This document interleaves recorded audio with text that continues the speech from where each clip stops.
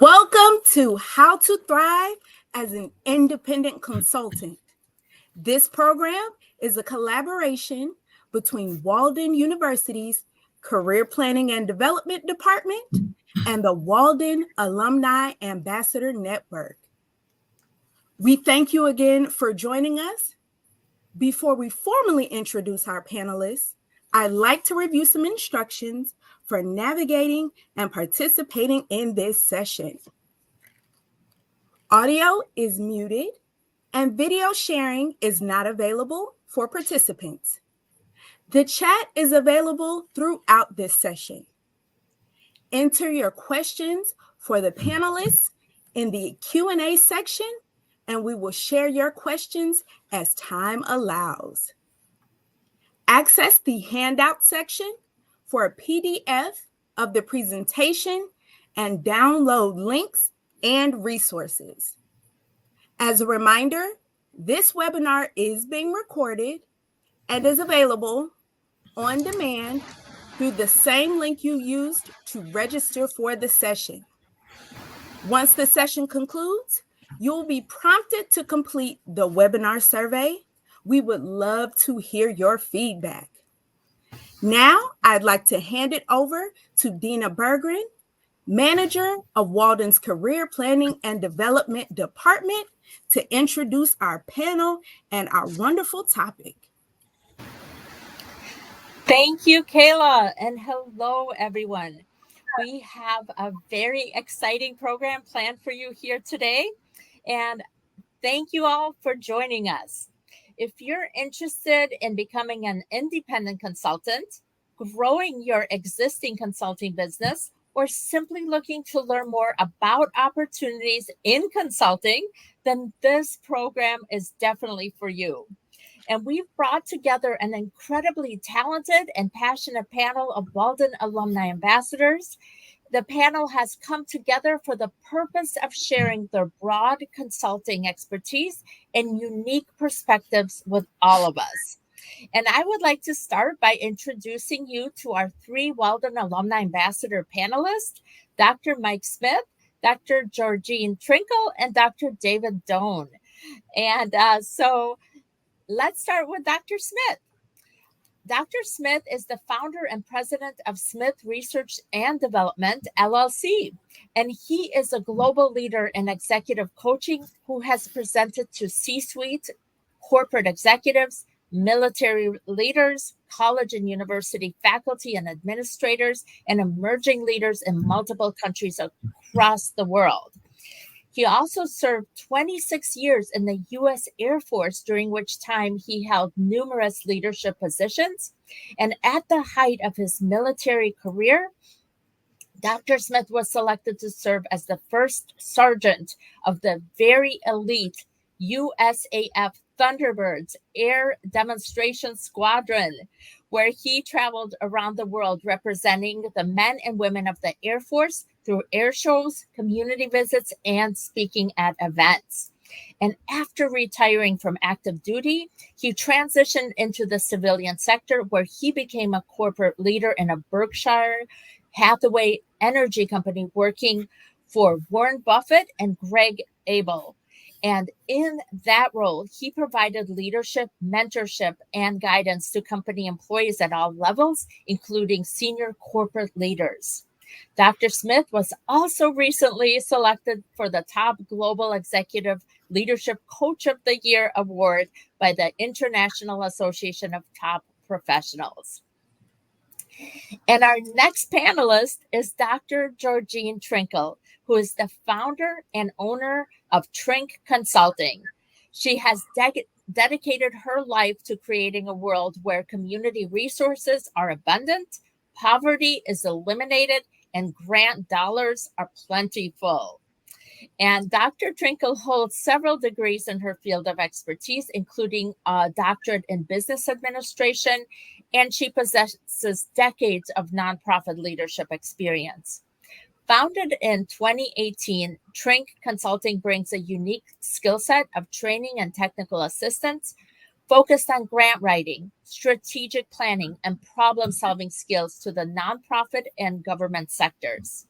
And Dr. Trinkle frequently teaches grant writing and through the J. Harris Police Training Academy, specializes in law enforcement grant training. Amongst her many accolades, she has received the Humanitarian of the Year Award, the Diversity Partnership Award, the Fresh Talk Award, and the 2024 and to 2025 Who's Who in America recognition. And next, we are honored to introduce Dr. David Doan.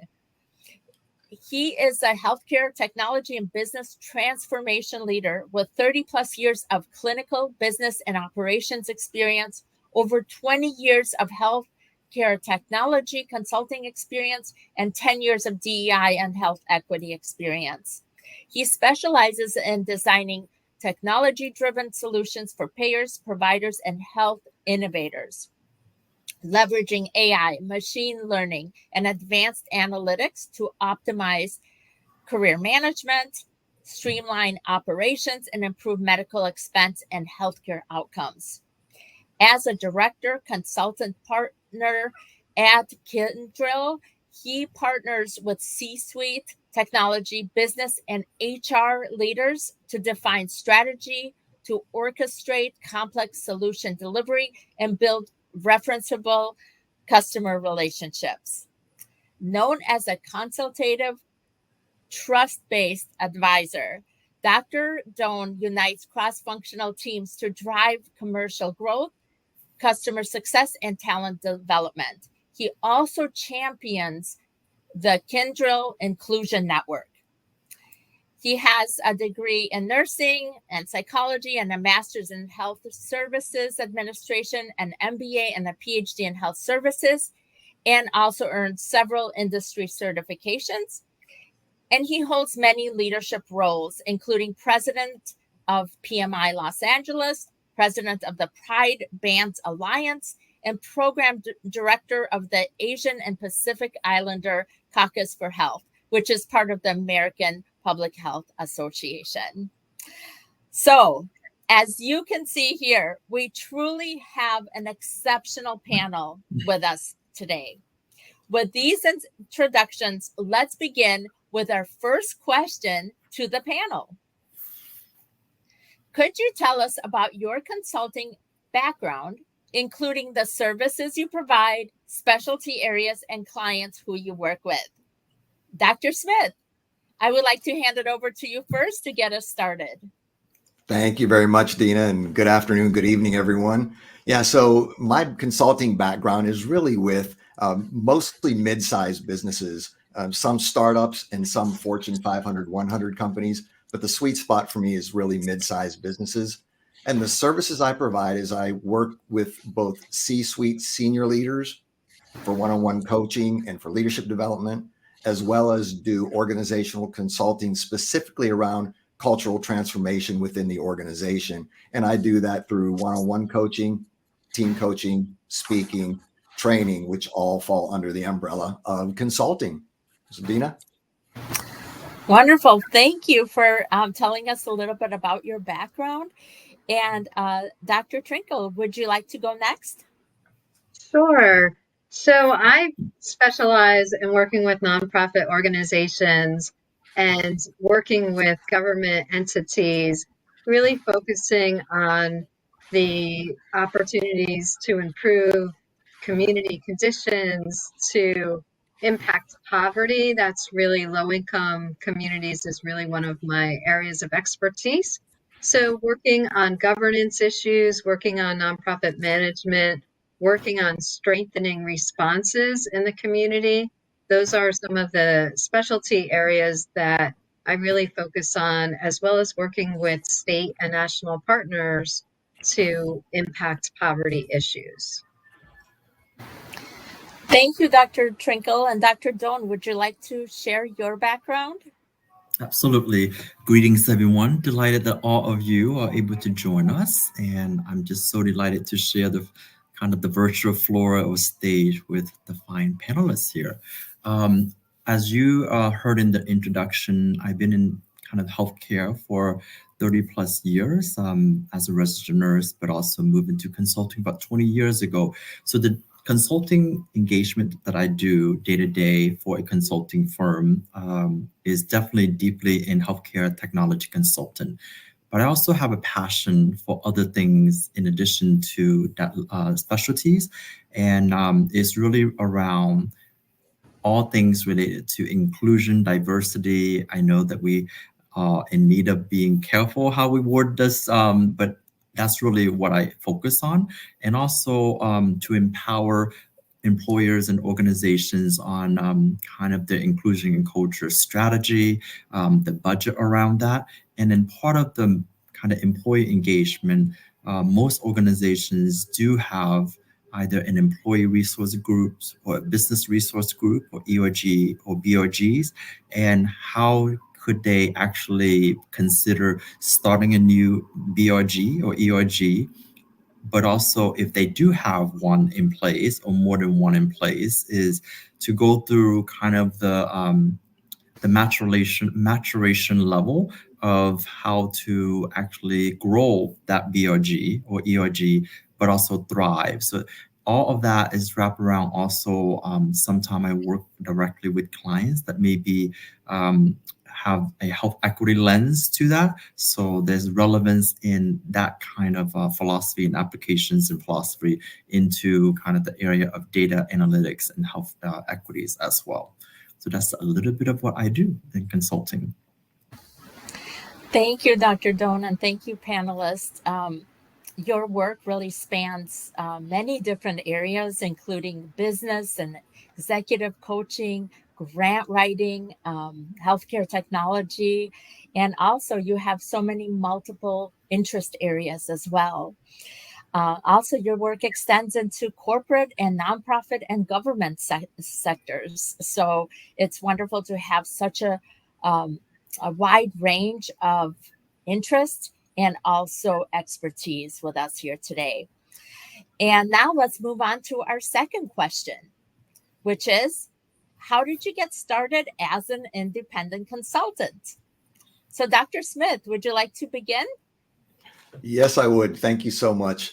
So for me personally, this one was kind of one that I struggled and fought against for a little bit. I had a corporate job, as you know, in Berkshire Hathaway Energy, was a senior leader. So I had the nice desk, the nice title, the steady paycheck, the benefits. But the longer I stayed there, about the 10-year mark. So imagine 10 years in corporate America, right? So I was in my groove, in a routine. One day I was at my desk and I just felt internally, right? Just something wasn't right anymore. I didn't feel that I was delivering the impact, making the difference, and providing the value that I was truly called to do. So it started internally where I just felt that thing that wasn't aligned anymore with who I was called to be. But I fought against it for quite a few months, to the point where it just drove me crazy, where I came home and asked my wife if she would be okay with me walking away from that job again, with the title, the desk, the paycheck. And after 5 nights of sleeping on the couch, no, she didn't make me sleep. But after talking with her and talking with some mentors, I just kind of made the decision to leave corporate and start my own gig. And I landed on where most of my background was, right? Leadership and culture, two of the things that can really determine success and failure within an organization. So I just kind of just went out and went after it. And that's my story. So thanks, Dina. Dr. Smith, it sounds like you really found your calling and pursued your passion. And that wasn't very easy at the beginning. So thank you for sharing that. And Dr. Trinkle, how did you launch Trink Consulting? I had a very unplanned path into the consultant world. And I think that's one of the wonderful things, sharing with the panelists today, is there are all different pathways into being a consultant. And I had worked for a nonprofit for a very long time, and I was feeling claustrophobic. So I had a lot of vacations stacked up, and I decided to resign and just take a breath. I just wanted a breath. Hadn't had a uninterrupted vacation in such a long time. And on the first day of being unemployed, I had a call from a group that I had started 5 years prior. That was a result of an agency that had gone through a fraud situation. And that's one of my specialized areas besides grant writing is minimizing fraud. And so they approached me. They had a staffing crisis, and I did not want to make any kind of long-term commitment. I just wanted some space to grow and to be able to add some knowledge. And so I agreed to do it temporarily. They're still my client today. And by the end of the week, I had 3 more people in my network that had called to say, I've heard you're doing consulting. And so I stepped onto the path, and then the road appeared before me. And that's, I think, a little bit because of the flexibility in being a consultant, but also the importance of a network, people that I had worked with and who knew me wanted me to be able to continue to add value to their work. And I, would just say about the Walden network, if you don't have a network yet, just step in, lean into it, because there are so many wonderful resources. Both of my colleagues today had provided blogs. I know you're going to talk about some of the other resources there. So find a community if you don't have one, and lean into it. And consulting is just, you don't always know the pathway, but once you get started, it will certainly appear. Thank you, Dr. Trinkle. I know that sometimes career transitions or crossroads can lead to trying out consulting work, getting one toe in to see what is it like. Is it going to be a good fit, or just following your arrow, really following that passion or mission, so to speak. And Dr. Doan, what helped launch your consulting career? Yes, let me offer kind of another flavor. I think Dr. Trinkle has alluded to the fact that there's a lot of creativity and a lot of variety in consulting. I think that having a brand in whatever you do, whatever your talent and expertise is, sooner or later, people will recognize kind of your contribution to the field. So I definitely have credentialized myself in healthcare. So I have done a lot of paid work relating to healthcare. And I felt like that was great, but I don't want to do it full time. So I continue to do that as my day-to-day job. But what's really, it just happened to be something that I also am passionate about at work is in order for me to feel fulfilled in any role at any employer, is that I want to also give back to the employer. And in consulting, or at least the firms that I have worked, as leaders, as you matriculate into the organization, we are encouraged to embrace what we call +1. And +1s are things that you do that are not directly billable or chargeable to an account or to a WB. Is more of what can you do as a leader. So I've always felt the need to really elevate the voice of a marginalized community. And I started to lead employee or business resource groups. And then I definitely will work with executive sponsor. Then I understand kind of the internal challenges as far as securing funding. And then I realized there's a lot of opportunities of even putting a strategy together. Then I move on into more of like, how do I actually train someone to be an inclusive leader? So in all of that, I'm always one of those people that if I have a knowledge gap, I am going to address it. So I got certified to be able to teach inclusive leadership and do consultant work. So I did invest in a lot of money. It was relatively some money to be able to get those credentials. And then that allowed me to say, not only am I doing it at employer X where I work, when leading a team and providing training, but I also have the credential to teach and actually do consulting work. So I kind of venture out, and a lot of it is word of mouth.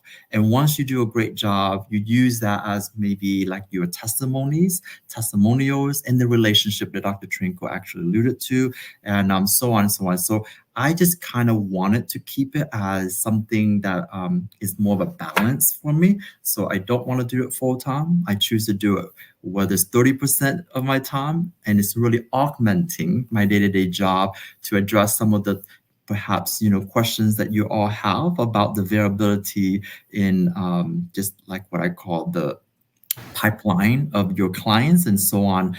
So that's what I think my journey is just building a brand, getting credential, doing great work, word of mouth, and then it just comes and comes. And I actually love what I call most of the things I do are not that intensive as far as leading strategy with organization, which I have done, where you talk to leaders in HR in the space of DEI. But a lot of time you can get paid by just doing what I call storytelling.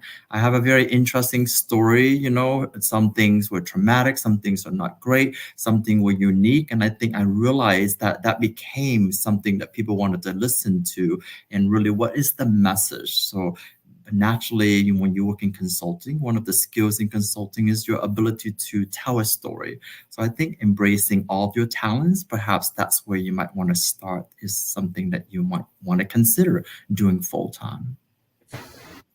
Thank you, Dr. Doan. I really like that concept of a +1, pursue something beyond your regular work role, just something that you're really passionate about, and building that into your brand. So thank you for sharing that. And next, we're going to go on to our next question for the panelists, starting with Dr. Smith. Based on your experience, what are the benefits and challenges of working as an independent consultant? Thank you, Dina. Can you hear me okay? Yes. Okay, thank you. So the benefits and challenges of working as a consultant. So one of the benefits that I found probably the most important, and Dr. Doan just alluded to this, was being able to truly deliver my message and my story and relate it to whatever the client's experiencing or whatever they're going through, right? Genuine, authentic, vulnerable, and relatable, right? So having that real world experience coupled with your expertise really allows you to step into who you're called to be. And when you can talk about your message and bring that value that's authentic, people can tell, they can feel it, right? It goes beyond just sitting in a class and listening to someone deliver content, right? It's a feeling and they emotionally connect to it. So another benefit would also be the flexibility that comes with being a consultant. So the flexibility of being able to choose your clients, choose where you work, the amount of work you do, your hours, and all those kinds of things that you don't have the opportunity to do in, corporate America or the military.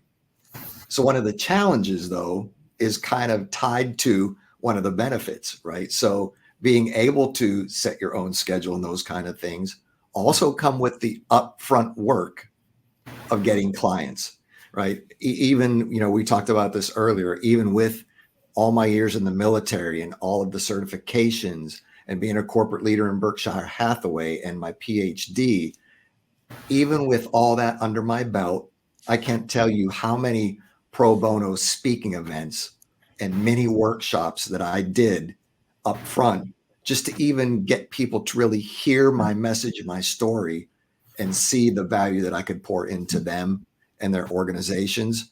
So that was probably my biggest challenge. So along with that mindset of continual resiliency, consistency, and then also making sure you have enough financial support to carry yourself over while you're building is probably the biggest benefits and challenges that I experienced. So thank you. Thank you, Dr. Smith. Absolutely. There's so many pros and cons, but having that flexibility and being ready for fluctuations in income as well. And Dr. Trinkle, do you have some advice to add to Dr. Smith's? Yes, certainly. I would say that being able to love what you do is something that is really one of the main benefits. And I think the freedom that was mentioned is something that really resonates with me, where you're really intentional about how you're fulfilling your own opportunities and how you're being intentional about the career path that you want, how you want to impact and impart wisdom in the community. I chose nonprofit organizations because I want agencies to be able to meet their mission, to be able to really change some of the societal issues in a real way. So, as a consultant, you can choose the kind of work that you want to do. And I think that there's such a benefit and a value of that. When you work in an organization, sometimes you think you don't need that outside perspective, but you could be in the weeds, and now you're able to offer an entirely different perspective to someone who may be struggling, an organization that could be on the brink. And I think that is just some of the many benefits to being a consultant. Challenging for me, I chose a model in my consultant business that I did not want employees. So I think there's always a challenge. And I need some emoticons for anyone who's in the nonprofit or government field or who does mission driven work here. So, one of the challenges I think when you're a sole consultant is to make sure that you're not too isolated. So, a way to address that is to, oh, right, there we go. We're showing some love here for the nonprofit industry. You want to be able to connect with other nonprofit organizations, other resources. We talked about the Walden community, and that's something to really wrap your arms around. So to make sure that you're connected with other groups, that would be a challenge if you're on your own as a consultant. That can be a little bit scary, and you're going in for that outside view. So you may seem that you're a lone entity. So just being able to use that challenge as an opportunity to build your own network. Thank you, Dr. Trinkle. And even joining professional associations in your field can help you get connected, especially if you're just starting out joining, building your network. So loving what you do. I love that you mentioned that as well, because consulting allows you to pursue your passions. Absolutely. And be authentic. That was mentioned as well. And Dr. Doan, would you like to share your advice with us? Yeah, so it will be additive, of course, which I just love what I'm learning. I would say, to summarize before I move on to my version of it, is the benefits are definitely being heard here as far as like autonomy and alignment and really being able to choose mission aligned work. I would say another benefit is decision can be made very quickly. That could be a good or a scary thing. There's no really bureaucracy, whether you have a team of folks or not. So things move very quickly. You can actually remove some of those administrative kind of bureaucracy, if you like. But that comes with accountability as well. And you can actually flex your schedule to kind of gain certain economic goals if you have, if that is something that's important to you. I do wanted to just give the option of considering other challenges that, in addition to what I call pipeline variability, is you have to really be comfortable with wearing multiple hats. Now, I have a rich educational and work experience, so I'm comfortable with certain aspects like financial acumen, being able to really think through your messaging and your marketing and communications. And you may have to either you yourself do it or outsource, you even just putting your website together. So you have to balance is what I call wearing multiple hats to keep the business sustaining. And your brand needs to be fresh, and you have to also allocate time to everyone who said, we being available in the community and making connections to various organizations, nonprofit, or just going to different in-person networking events. So that all that work, you are wearing all of that work. There's not a lot of people that you can allocate to. I also think that is a balance between also committing to some work, because there's a lot of prep work that you need to do. So you always have to definitely look at the pipeline, but also be able to understand what you can commit to and your capacity. I would say another challenge is scope discipline. How about that? I have my project management professional certification, and I say that all of us are nice people, I'm pretty sure, and all of us are probably agreeable people. When it comes to business, you have to feel comfortable in really clarifying scope and be able to communicate effectively and clearly of what your value is. So it's very easy when you're a small business owner, if you will, to actually do more so you can secure more work, but that comes at a cost, and that's a pun intended. So you might want to be able to feel comfortable about that. So I think that's important to appreciate. Thank you, Dr. Doan. Yes, communicating value and standing out from others and building that reputation or brand. All great advice. Wonderful. Well, thank you for sharing these valuable insights. But before we open it up for audience questions, I know everyone's waiting for that to ask questions to our panelists. Let's go on to our final question. What advice would you offer to someone who is thinking about starting their own consulting business? Dr. Smith, what would you recommend? So probably the best piece of advice that I can personally give that has served me well, and you all are doing it right now, right, by being a student, but just having a mindset of continual learning, right? So always keeping up with whatever industry you're in, whatever demographic you're serving, or, industry or geographical location, just always staying in that mindset of continual learning so you can stay relevant and remain a thought leader that will separate you and differentiate you within whatever type of work you do. One of the quotes that I love is the depth of your preparation determines the height of your performance, right? So the more you prepare, the more you take notice of things that are going on in the business world and in your local area and in the companies of the customers that you serve. That's going to give you a strategic advantage and an edge by being able to give insight on the front end to some of the things they might be experiencing. Like for me, leadership and culture, two sides of the same coin that are really, really big right now. My work is actually increasing specifically around the organizational culture piece, post-COVID. We're several years past that now, but there's still some leftovers from that where organizations are still trying to figure out fit and alignment and belief and buy-in and belonging. So again, I think the best piece of advice I could offer is just staying in that mindset of continual learning, and then not be afraid to step out with courage with what you know and who you are. So Dina?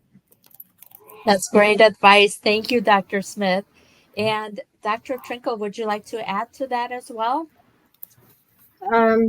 Certainly. I think starting a consulting business does require some thought. Maybe not every way into that is the way that I started, just unplanned, a little unplanned. So I do think that researching the business model that you want to do, and you're running a small business, so you need to think those things through, from business planning to budgeting, to tracking your time. All of the details of that really are important.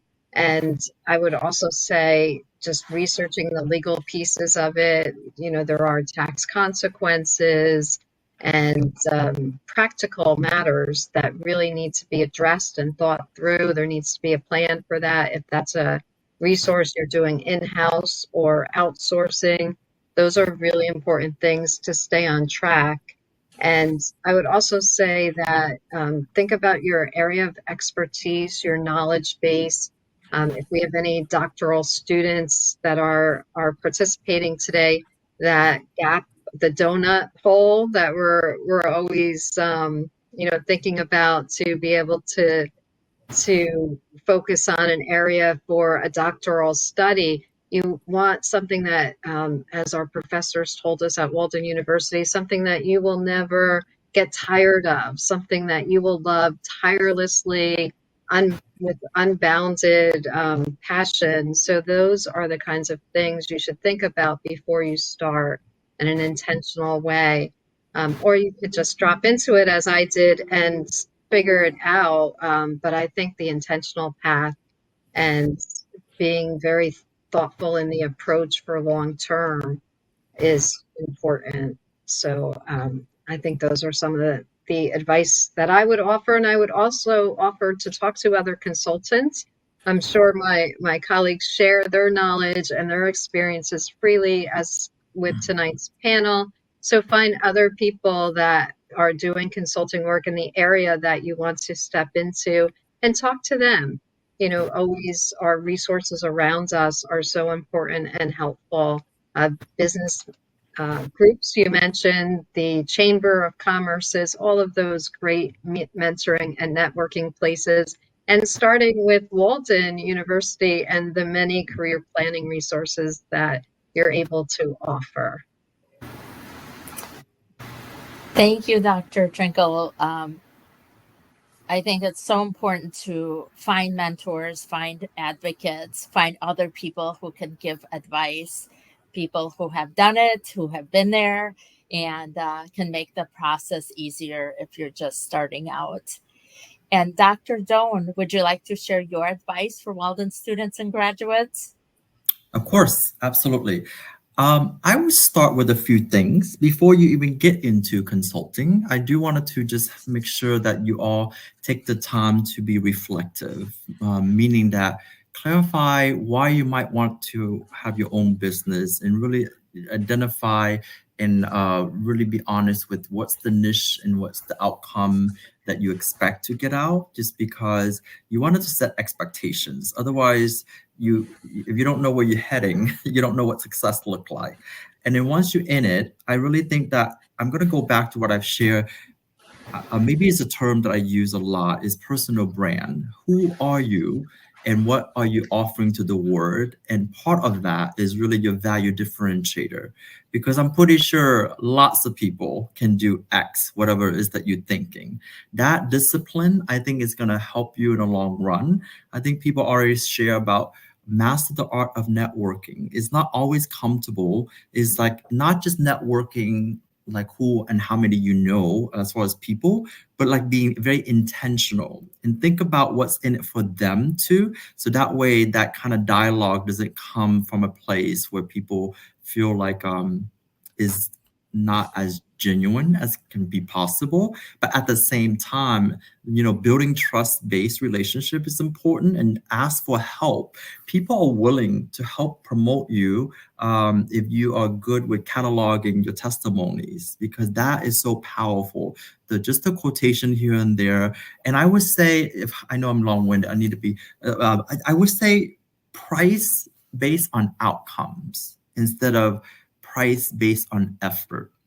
Because sometimes it's not really the same. If you want to really demonstrate that what you can do to transform, or whatever the verb that you wanted to use, if you do a great job with X and there are great tangible quantitative outcome, sometimes you don't have to put that much effort.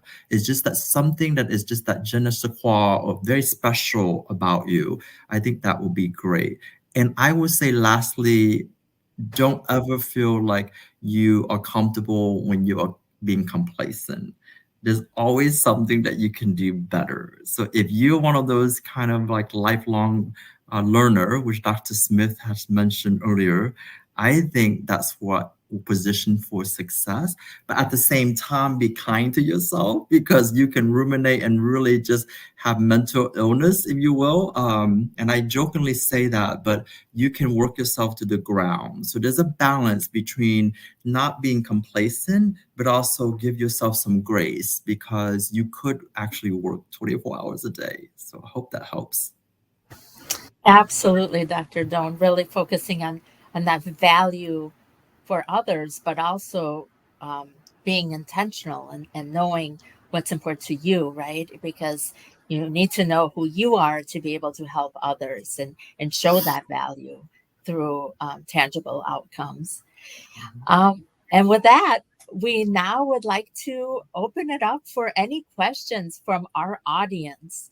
And Kayla, do we have any questions that came in for our panelists? Yes, we do. We have some great questions. I'll start off with our first question, and it's specifically to you, Dr. Trinkle.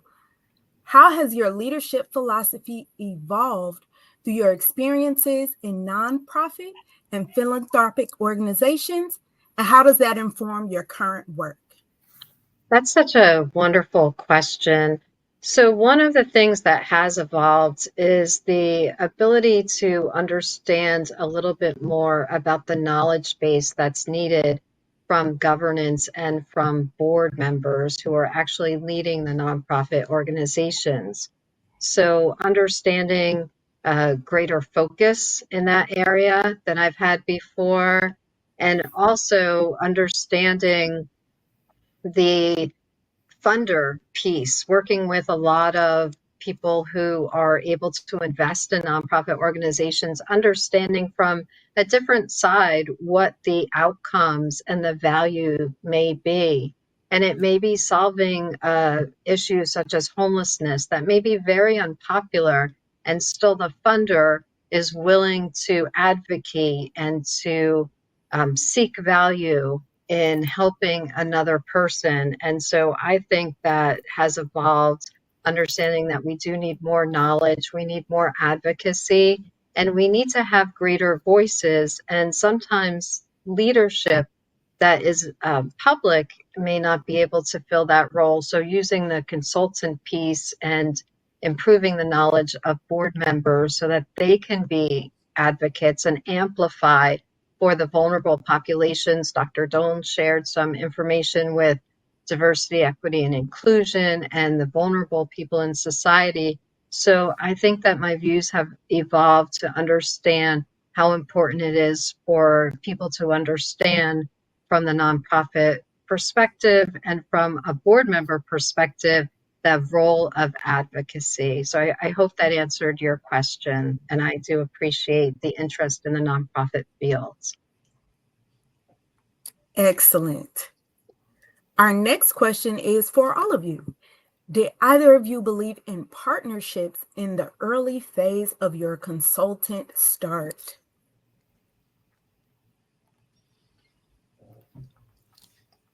Yeah, Kayla, if I can, I'll go ahead and lead off if you don't mind. I can jump in on that. So because I chose a model that was a sole proprietorship, small business, I do in the beginning and even now, I work with larger consulting firms so that I have some partnerships, some different ideas, and ability to collaborate.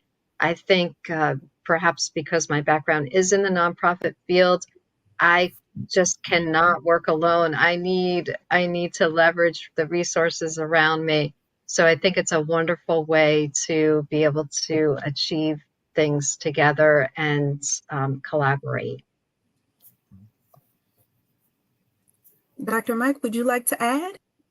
Yeah, so I was just going to kind of echo that same thing. When I first started out, I did do some partnering through workshops and seminars, not only to get exposure and experience from a different perspective of someone who had been doing it for a while.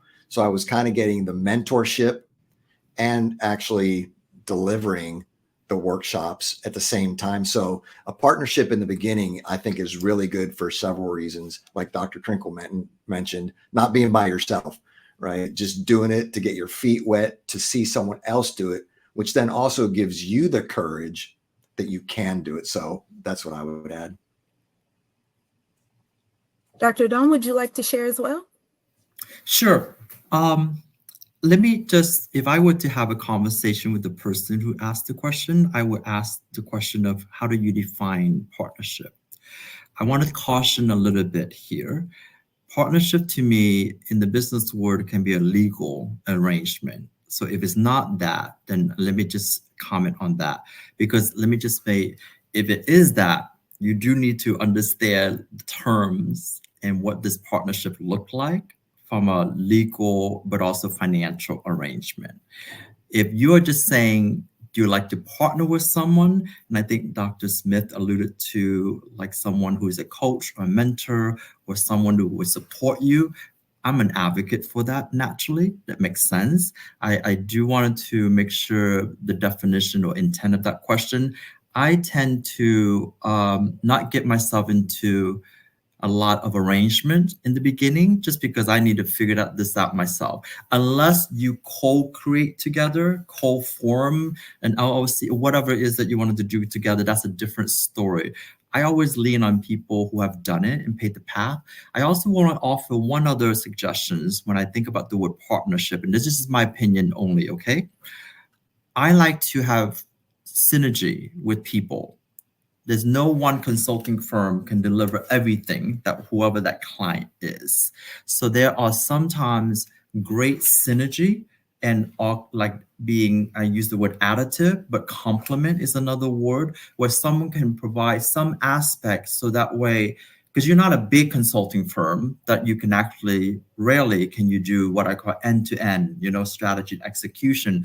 But if someone can actually quote, partner with you to deliver some shared outcomes that aligns with the goals, and you really trust that person because the messaging is aligned with your own morals and goals and values, I am all for it. So I just wanted to make sure that person has a definition in mind when that person asks about the word partnership. There's a legal partnership, there's a friendship, collaborator, support person kind of thing, and then there's synergy and complementary services. To me, all those are variation of partnership. That is wonderful and a very important thing. Define. Our next question, I will actually start with you, Dr. Doan, just because you mentioned price based on outcome rather than effort. Our next question is, how do you charge for your services? Do you use hourly, a sliding scale, project-based fee structure? And I'll ask this to everyone as well. That's another great question. Oh my God, I wish I could just do a seminar because I think my other colleagues will probably say the same thing. It's all of the above, because there may be a menu of options, there may be a type of service that lend itself to time and material, to a fixed rate, to a case rate, I don't want to get into all the legality or just the different arrangement. But in general, when I mentioned based on outcomes, it helps you to think about from the lens of the client, if I will, because what they see as value is not necessarily like the effort. No one really cares how much effort that you put in, frankly. What they care about is, are you able to achieve the goals that they have set out? Are the expectation clearly outlined in the statement of work and what they actually get, but also they meaning it could mean their employees, it could mean their leaders, it could be their stakeholders. So when I turn it around is how much is this worth for them? Of course, I'm just talking kind of conversationally. I think from a lens of the client, what's valuable. So I'm going to give you something very simple. Dr. Smith shared about sharing story. I share a lot of story. If your story is so unique and it's so powerful and the message is just hit home and your delivery is phenomenal, the effort of me doing that kind of story or presentation or whatever that speech or panel discussion, whatever it is, the effort may not be a lot, but what you have is such a unique product, if you will, and the client gets a lot of value out of that. I might charge a lot more than something else. If I'm trying out what I call a different type of product or service, I'm just using that loosely, that I haven't done before, I might say, you know what, even though I'm putting in a lot of effort, it's not something I don't know is going to be that valuable. So I might just kind of like, decrease the cost a little bit. And you have to do research. Everyone knows if you're going to be in consulting, just even as the biggest of consulting, you have to do your market analysis. You have to really understand the trends. How valuable is that in your community, whether it's local or virtual? What does the competitors look like? What can someone else do that might be less expensive, but you don't want to always think about just price, because there are many criteria in whatever service or product that you're offering that you might want to think about how they define what's value, and it's not always price. So I'm being generic, but I think that hopefully gives you to start thinking of many ways to approach the pricing question. I see your head shaking, Dr. Smith. Is there anything you would like to add? I feel like you agree. Yes, yeah, I do agree. Dr. Doan did a great job of explaining that. And just to kind of add to that and supplement a little bit, for me, as an example, when as a leadership coach and cultural transformation, organizations are bringing me in to solve problems. The bigger problem you can solve, the more you get paid and the more value they find in you. So to Dr. Doan's point, there is kind of a market average, right? Industry average of what you get paid. However, based on your background, your experience, the value you bring, the problems you solve will allow you to kind of decide whether you can charge more for the value, right? Or you should charge less. And then also for me as a coach, it's kind of a tiered pricing too. So when I coach a CEO, it's a little bit more involved and takes a little bit more time than it would, a new supervisor or a vice president. So then you also have that differentiator too. But I think that's the biggest problem, the biggest point to recap on what Dr. Doan said. The bigger problem you can solve, the more you'll get paid for the value you provide. Wonderful. Dr. Trinkle, would you like to add? I certainly agree with everything, including the menu options. I would also remind people, in addition to the research, to think about your own knowledge. That is certainly something that's important, and it's important that you value it enough for the client, and to think about what type of long-term relationship you want with the client, because that may affect your opportunities for pricing, and that menu may look a little longer or a little bit different. A long time ago, before I was a consultant, someone once said, it's consulting, it's not a job, it's an annuity. So I think to not undervalue the possible long-term relationship is also important in pricing. So you're paid often for what you know, not what you're doing in certain situations. So not to undervalue yourself. Thank you. Wonderful. Our next question is, how do you decide on your industry when you have multiple areas of expertise and would like to consult for all of them? Now, Dr. Dawn, I know you mentioned reflect, so I'm going to highlight reflect, but I'll pass it to you just to add on anything additional that you would like to say. I love that this person has a bigger toolkit to work off of. I'm like, bravo. First of all, bravo. Celebrate all of the above, because you are a unique individual with your own value differentiate that you come inherently from your lived experience. So tap into that. There are times when you may not know, maybe serendipitously, that you have a conversation with a client and like you're like, oh my gosh, I also have X, or I'm hearing that.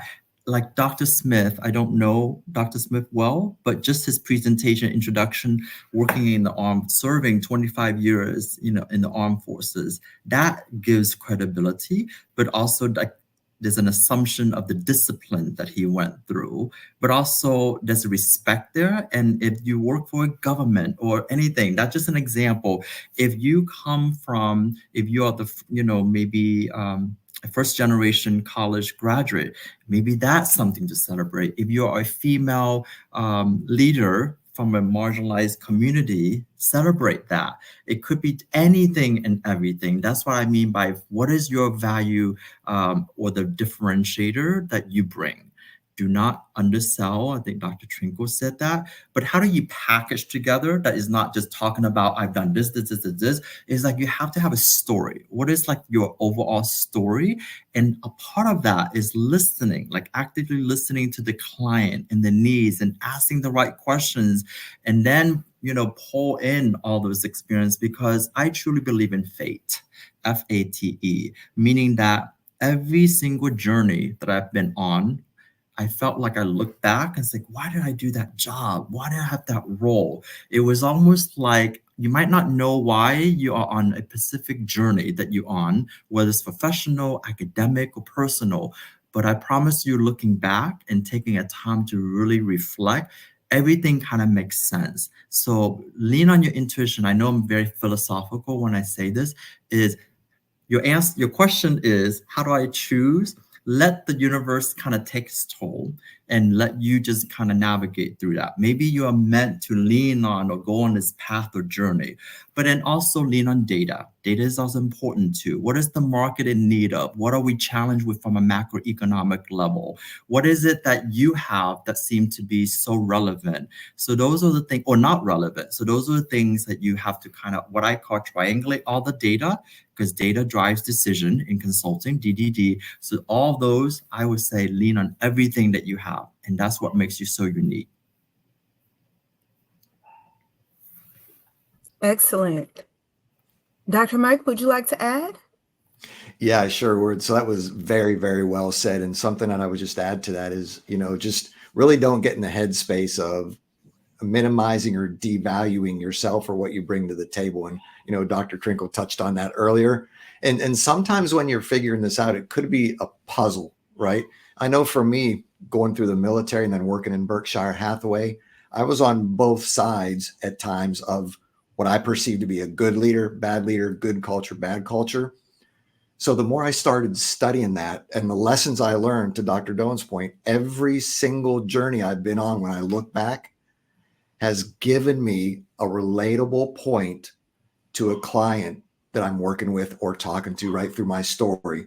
So those experiences, right, those impact moments in our life are things that tie us all together as humans. It may not be the exact same experience, but it could be similar. And that emotional thread is what ties us together and makes the connection. So going back to the leadership and culture, the more I studied it, I didn't decide on one or the other, because they integrate, they feed off of each other. Leadership and culture are two sides of the same coin, and one without the other could seriously impact success or failure. So again, that's kind of the lens I viewed it through, is what can I do to holistically make the biggest impact within the organization? And I landed on, kind of combining those two things, again, based on experience, my research, and the path that I was on. Dr. Trinkle, would you like to add as well? We are so lucky to have this panel. There's so many great examples: fate and practicality and data-driven information, and also just the passion and the heart of things. So the person who asked the question, they are very fortunate, and hopefully they'll lean into that and think perhaps about the one thing that they don't want to give up, or that one industry that crosses perhaps into all of their different areas of expertise and experience. And I do believe fate has a way of appearing. So we're going to send some good wishes out in the universe that they find the right path for them in this amazing field of being a consultant. That is absolutely wonderful. And I just want to check, Dina, do you mind if we ask just one more question? I know we're pushing at time, but I think this is a really great question. Absolutely, Kayla. And thank you for everyone to staying on a few minutes over the allocated time. We have such an incredible discussion here. So yes, Let's go with one more question. Perfect. So this question is about clientele. We've gotten several of those. How do you attract them? What resources are you using? Everyone wants to know. I'll start with you, Dr. Smith. Okay. Well, thank you so much for the question. That is really a good question and quite a concern when you first get started. So, what I did, and I don't know what my colleagues will say, but when I first started, once I landed on what it was I wanted to do, who and how I wanted to serve, is again, I found out what local organizations were here in the area. So like the Greater Las Vegas Association of Realtors. I went there, I just printed off some hard copies of my little bio, my services, kind of my why, and I went door knocking, right? The Chamber of Commerce, I heard, right? I joined that and started networking there. But then probably one of the smartest things I did, and I'm not the sharpest tool in the shed, but knowing my background and my connection with the military, understanding that language and the ops tempo and the family issues and deployments and all of that kind of stuff, I went back to as many military bases as I could, and I knew the rank structure, so I knew the right person to talk about delivering my message to the troops and to the leaders. So again, leveraging your background, where you have your experience and kind of what you know, coupled with, for me, just venturing out to those new networks and just introducing myself, right? And that's probably the two places that got me the biggest bang for my buck right out of the gate. Excellent. Dr. Trinkle, would you like to add? I guess I would just add the specialization of things. And so leaning into industry articles and opportunities to share your voice in a specialized way can be really helpful. And also maybe volunteering in an industry that you want to expand upon.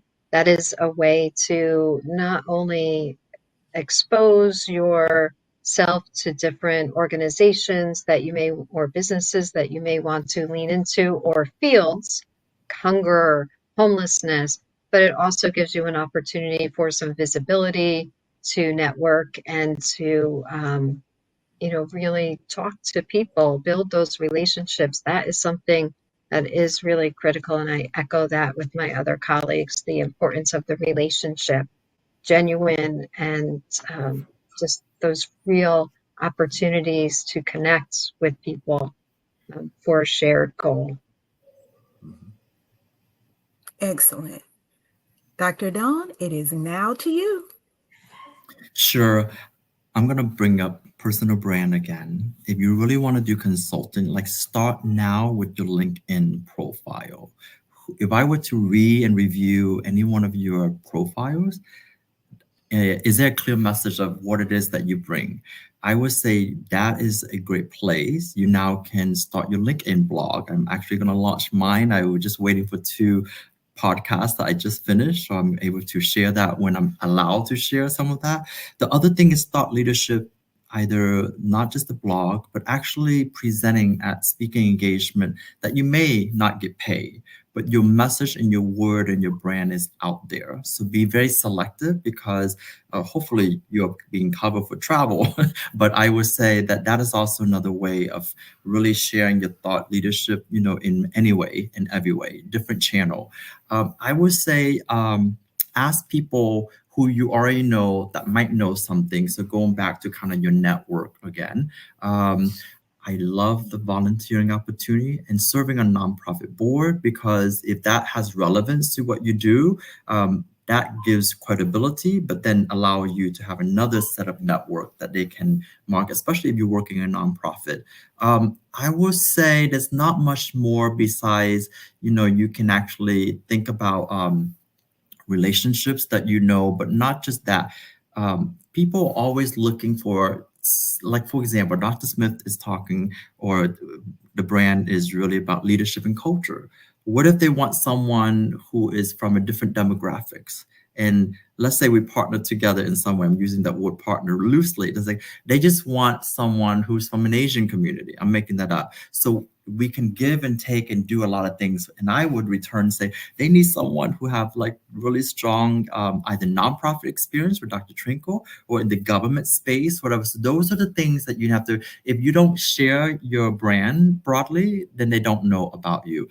I also ask for, and beg sometimes for testimonials and make that visible somehow. If there's a little quotation or is word of mouth is basically what it is. So many different ways. I wouldn't say it's easy, but usually people don't get into consulting until they kind of understand, at least they have a handful of potential clients before they make that leap of kind of letting go of the full-time job. So yeah. And it needs to be sustained. It needs to be refreshed and never be complacent. So it's a lot of work. Yeah. What excellent information. This was excellent. And I do just want to let everyone know, I know you got a lot of information, but I saw some comments in the chat. Yes, this session is being recorded. Yes, you will receive an email with this recording link. So I know this is great information, but I wanted to point that out. I'll turn it back over to you, Dina. Thank you, Kayla, and thank you so much, panelists. And for those of you who are interested in continuing to learn more about consulting opportunities, we have this amazing blog story that we published in October of 2025. And it is featuring Alumni Ambassador Dr. Rana El-Kawand. And she lives in Beirut, Lebanon, and has worked for the United Nations and its agencies for over 12 years. In this blog article, she shares her insights and practical strategies for identifying and applying for consulting opportunities at the UN.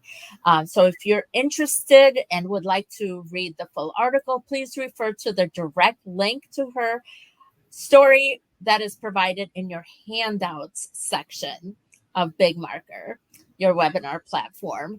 And also our blog includes many other articles featuring alumni ambassadors, and you see some familiar faces here. Dr. Doan and Dr. Smith have both contributed articles as part of the Alumni Ambassador series, and we have many more featured here and continue to capture the expertise of our talented alumni community through these engaging blog stories. So please read the Career Planning and Development blog, and there is a link to the blog in your handouts. I'd also like to highlight our prior Alumni Ambassador panel webinars. If you're in an active job search or if you're interested in higher ed teaching careers, we invite you to watch How to Stand Out as a Job Candidate and Landing Your First Higher Ed Teaching Opportunity. Both webinars, the links to these programs are provided in your handouts. And also another way to tap into the knowledge and expertise of Walden's huge alumni community is by using Ask Alums. And Ask Alums is a networking platform where Walden students or graduates can use it as well, can ask career-related questions and receive advice from Walden alumni and members of the alumni community. So after submitting a question, the Ask Alums platform tries to match you with a Walden alum who's able and willing to respond to your question. So definitely be thoughtful in submitting your question. But whether you're a student or already graduated, we do invite you to take a few minutes after the session and try out Ask Alums to see how it works. And then also, finally, I do want to mention that we have many more resources available on the Career Planning and Development website. We have resources for career exploration, for job searching, networking, interviewing. There's access to our Skills First career management system, where you can build resumes, cover letters, career portfolios, and even practice your interview skills. So visit our website at careercenter.waldenu.edu. You do need to log in with your Walden credentials, But if you're an alum who no longer has access to your Walden email or password, or simply forgot what your password was, or even your email address, please email support@mail.waldenu.edu to reactivate your account and use all of the incredible resources that are available to you as a member of the Walden community. And then to conclude the program, we invite you to continue engaging in your career development. Visit our website, schedule a one-on-one career advising appointment. I did notice that in the chat there were questions, and then the Q&A as well, very specialized questions. And if you really want some one-on-one support and some advice and feedback, schedule a one-on-one career advising appointment from our website. You can also email us with short questions, follow us on social media, subscribe to our YouTube channel, and read articles and success stories on the blog, including, of course, the articles that were submitted by Walden Alumni Ambassadors. And we would love your feedback on today's program. As Kayla mentioned, please take a moment to complete the survey. There will be a survey that will pop up on your screen in just a moment here. And also don't forget to download all of the materials in the handouts, including the PowerPoint slides and links. And with that, I'd like to thank our amazing alumni ambassador panel, Drs. Smith, Trinkle, and Doan. If you'd like to connect with them, please visit LinkedIn, and you can see their LinkedIn URLs are there, so you can connect with them that way. And I also want to send a huge thank you to the manager of the Alumni Ambassador Program, Mr. Ulysses Wilcox, and also to the entire Alumni Ambassador Network, who are a tremendous group of mentors, thought leaders, and Walden University advocates. So it's an incredible group. I know all of you are part of the Alumni Ambassadors and are there to really support students and graduates in their success. And of course, we couldn't have hosted this program without you, Kayla Willis from the Office of Academic Affairs. Thank you, Kayla, as always. And thank you to the audience for your engagement and insightful questions.